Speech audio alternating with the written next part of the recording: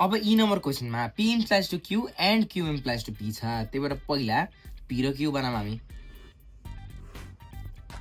यो ट्रु हुँदा यो ट्रु हुनसक्छ, यो ट्रु हुँदा यो फल्स हुनसक्छ, यो फल्स हुँदा यो ट्रु हुनसक्छ, यो फल्स हुँदा यो फल्स हुनसक्छ।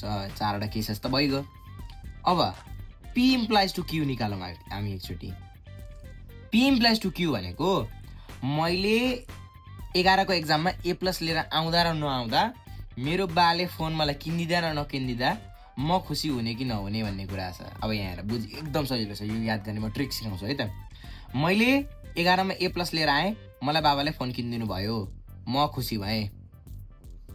मैले A+ लिएर आएँ तर मलाई फोन किनिदिनु भएन, फल्स छ नि त यहाँ, भनेपछि म दुखी भएँ। मैले A+ लिएर आइनँ तर पनि मलाई फोन किनिदिनु भयो भने त म खुसी नै हुन्छु नि, हैन? दुखी हुनु त केही रिजन छैन। अनि मैले A+ लिएर आइनँ अनि मलाई फोन किनिदिनु भएन भने त ठिक छ त, म खुसी नै छु त। A+ लिएर आएको थियो भने त कहाँबाट फोन किनिदिनु भन्नुभयो त? म दुखी कति बेला भएँ? मैले A+ लिएर आएँ त्यही पनि मलाई धोका दिएर फोन किनिदिनु भएन, त्यति बेला म दुखी भएँ। ल अर्को Q implies to P। अब यताबाट यता हेर्ने, मैले A+ लिएर आएँ मलाई फोन किनिदिनु भयो, ठिक छ, म खुसी छु त।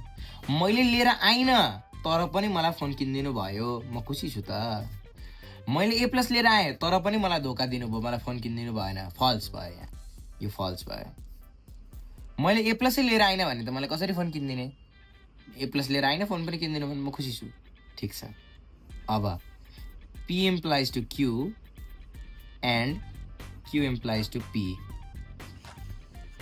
अब एन्ड गर्दाखेरि के हुन्छ भने दुईटामा कतै एउटा फल्स छ भने फल्स हुन्छ। यहाँ फल्स छ छैन, ट्रु। एउटा फल्स छ, फल्स।